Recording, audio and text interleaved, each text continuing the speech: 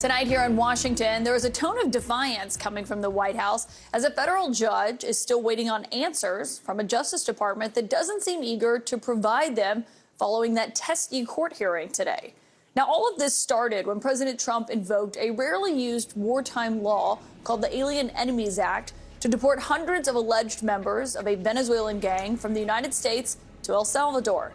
Now, those deportation flights were carried out on Saturday night, despite a federal judge telling the administration to turn the planes around and return to the United States as these legal issues were sorted out.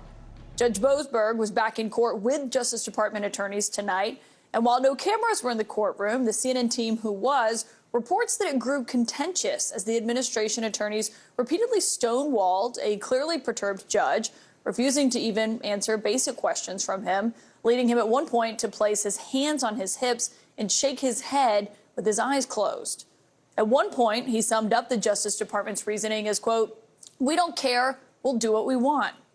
The Trump administration, on the other hand, is arguing it did not violate Judge Boasberg's order since it was initially an oral directive and thus, quote, not enforceable. In plain English, they're saying that he said it out loud, but he has to write it down before it's real. Now, the timeline of all of this is crucial, and we've charted it out here for you because it was 5 p.m. Eastern on Saturday afternoon. That is when the judge kicked off this initial hearing over Trump's attempt to use these wartime powers to deport these alleged members of the Venezuelan gang. Now, it was briefly adjourned 22 minutes later for the government to collect more information. In that time, 2 removal flights took off en route to El Salvador, which had agreed to take in these Venezuelan migrants for about $6 million. But after 6:45 p.m., the judge verbally told the Justice Department to turn around any planes that were carrying people being deported under the Alien Enemies Act. And the verbal order came after 2 flights had taken off, but before they had landed, and before a 3rd flight had even taken off from the United States. Now, the written order from the judge came about 40 minutes after that. I've been working to chase down the details on this timeline, when the administration got this information, when they found out what the order was. And that included at today's press briefing where we sought answers on where they draw the line between a judge's verbal order and a written one. You keep talking about the judge's written order, which hit the docket Saturday night at about 7:26 p.m., but he issued a verbal order before that at about 6:45 and 6:48 p.m. based on the court hearing, a verbal order from the bench. Does the White House feel the need to comply with a verbal order from this judge? Again, as I said, all of the planes subject to the written order of this judge departed U.S. soil, U.S. territory before the judge's written order. But what about the verbal order, which of course carries the same legal weight as a written order, and said for the planes to turn around if they were in the air? Well, there's actually questions about whether a verbal order carries the same weight as a legal order, as a written order, and our lawyers are determined to ask and answer those questions in court. Now, verbal orders are typically given equal legal weight by lawyers as written directives. We've got some top legal firepower sitting by me for in a moment on whether or not that's going to hold up in court. The judge tonight, though, did indicate where he stood, at least, because when that hearing was coming to an end, Judge Boasberg said he would quickly issue a written order memorializing everything that happened today, quote, "since apparently my oral orders don't seem to carry much weight." He now wants answers by noon tomorrow on whether any of the migrants were removed after his order went into effect. And as one official says tonight, these flights will continue. We're not stopping. I don't care what the judges think. I don't care what the left thinks. We're coming. My lead source tonight is a former federal district court judge appointed by a Republican president. Judge John E. Jones III is here with me. And Judge Jones, it's great to have you because you've issued verbal orders from the bench. Did you ever think that your words did not count until they were written down? I always knew that they counted, Caitlin, and your exchange with Press Secretary Leavitt was spot on. You were exactly right. You know, from a practical standpoint, what should have happened is that as soon as Judge Boasberg said that, I'm sure you had a squadron of attorneys from the Department of Justice. One of them should have gone into the hallway, gotten on the phone and said, get those planes to turn around now. You don't wait for the written orders. So this is nothing more than subterfuge and quite disingenuous, I think, by the administration.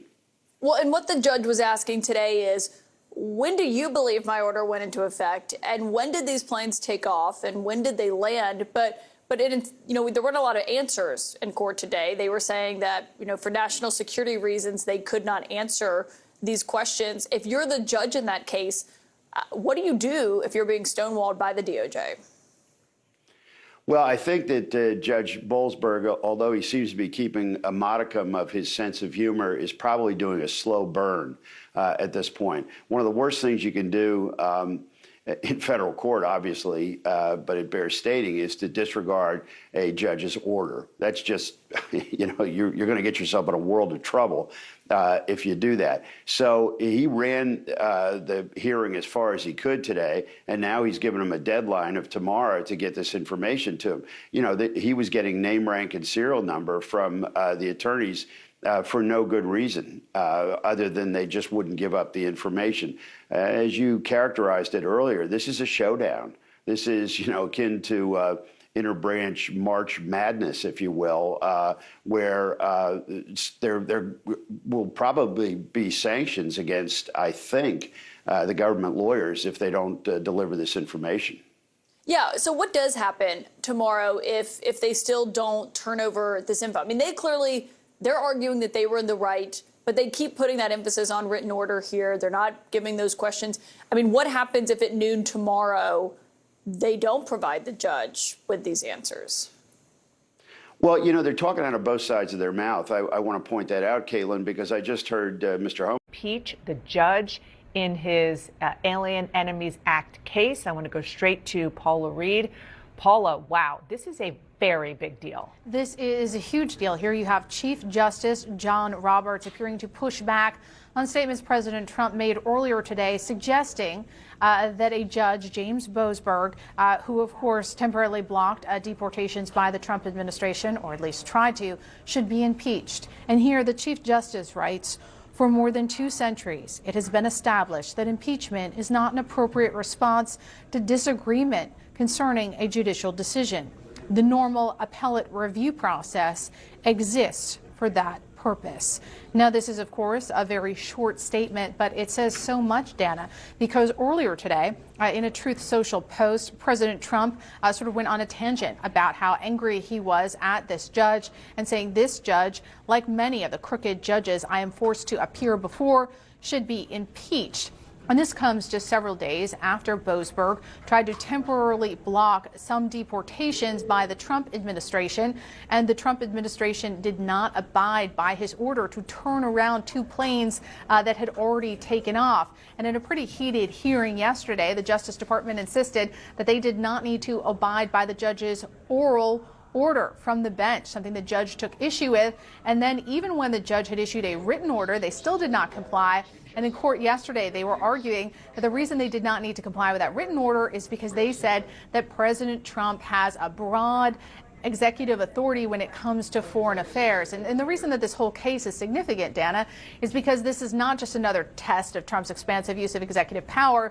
It is also a test of the extent to which he and his lawyers believe he can be checked by the court. So here, Judge Boasberg getting some support from really the most senior justice in the land. And before I let you go, Paula, do we know if President Trump is admitting he has used AutoPen to sign certain documents? The president made those comments just hours after he announced on social media he would void the pardons issued by former President Biden to members of the January 6th committee because Trump claimed those pardons were signed with an AutoPen. So what is that? It's a mechanical device used to replicate a person's authentic signature. A lot of stuff for any president to sign. Sometimes they use the AutoPen. Here's President Trump yesterday, asked by NBC News about his own use of AutoPen. Have you yourself ever used AutoPen, sir? Yeah, only for very unimportant papers. And I don't call them unimportant. If you do letters where people write in and, they'd love to have a response, or we'll write responses, and I'll sign them whenever I can. But when I can't, I, would use an AutoPen. But to use them for what they've used them for is terrible. Yes, sir. And when you signed the CR, who are you with? Sir, I'm with NBC News. Oh, that's the same one. I don't want to talk to NBC anymore. I think you're so discredited. doesn't like a question, discredit the source. President Biden and Obama both use an auto pen device to sign official documents, a practice that is legally binding. That's according to a 2005 guidance from the Office of Legal Counsel at the Justice Department, commissioned by President George W. Bush. So, John, for people who've never heard of an auto pen, and they can be forgiven for not, it's not thing we talk about a whole lot. Why is this controversial at this moment? It isn't, but those on the right tried to make it in recent days. And this is yet another example of something that emerged on the fringes of the right-wing social media that finds its way to the Oval Office. And Michael Flynn, Trump's former national security advisor, others on the fringe right started putting out this idea last week sometime that President Biden had used an auto pen to sign these last-minute pardons that came in his last full day of office, and some came the morning of his last day in office, and therefore they would be invalid, that the pen wouldn't be have legal binding. But Mike, we know, I mean, as Willie just read, the government has found, the Office of Legal Counsel has found that they're just fine. President Trump has used them. President Obama has used them. I remember that he also sometimes got in trouble for using the auto pen, more for political optics reasons rather than suggesting something wasn't legally binding. But it's just another case of Republicans. It's A, hypocrisy, and B, trying to, for Donald Trump, take shots at his predecessor. And again, in addition to that, what you just said, it's also part and parcel of the production values of this administration, Claire. Every day there is something that they flood the nation with, some obscure thing from auto pens to whatever. Every day there's an element of production in there to keep people's minds off of what is actually being done.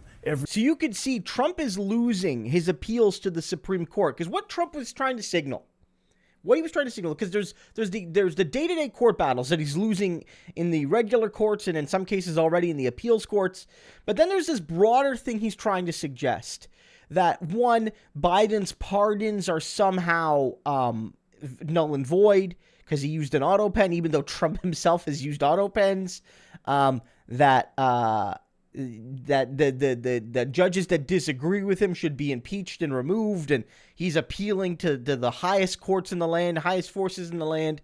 And what we're seeing are not only the regular judges scolding him and slamming him, but also we see Judge Roberts, conservative judge, appointed by a Republican president, coming out and saying very clearly, look, he doesn't need to necessarily specifically call Trump a dumb idiot, wannabe fascist. It's kind of what he's doing, though, right? Because what he's saying is, for hundreds of years, we've had a process in this country that judges are not impeached simply for disagreeing with the president or anybody else. Judges are only impeached when they, have a misconduct issue, like they took a bribe or something, obviously, right? But these judges have the right to disagree with you. And if you want, you can appeal it. You have the right to appeal. But once you've lost that final appeal, and you've lost many final appeals, Trump, over these last 8 years plus, fundamentally, you got to give it up.